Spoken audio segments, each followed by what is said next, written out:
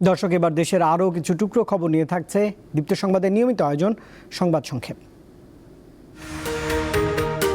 ফেনীর শস্যদিতে বিশ্ববিদ্যালয়ের পাশে বিটুমিন পোড়ানোর বিষাক্ত কালো ধোঁয়া ও তীব্র গন্ধে 4 শিক্ষার্থী অসুস্থ হয়ে পড়ে। বুধবার দুপুরে উত্তর খানেবাড়ি সরকারি প্রাথমিক বিদ্যালয়ে এ ঘটনা ঘটে। অসুস্থদের উদ্ধার করে হাসপাতালে ভর্তি করা হয়েছে। বঙ্গোপসাগর ও নাফ নদীতে মাছ শিকারে গিয়ে আটক হওয়া 24 জেলেকে ফেরত দিয়েছে মিয়ানমারের সশস্ত্র গোষ্ঠী আরাকান আর্মি। বুধবার দুপুরে বিজিবির প্রচেষ্টায় তাদের ফিরিয়ে আনা হয়। 24 জেলের মধ্যে 16 জন বাংলাদেশের নাগরিক।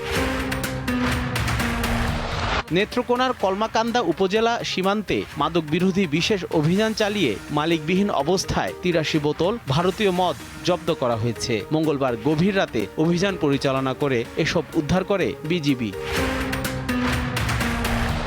শাহজালাল বিজ্ঞান ও প্রযুক্তি বিশ্ববিদ্যালয়ের এক হলের কাছে টিলার 245টি গাছ বিক্রির উদ্যোগ নিয়েছে বিশ্ববিদ্যালয় কর্তৃপক্ষ। বলছে, হলের মেয়েদের নিরাপত্তার কথা বিবেচনা করে তদন্ত কমিটির প্রতিবেদনের প্রেক্ষিতে এই সিদ্ধান্ত গ্রহণ করা হয়েছে।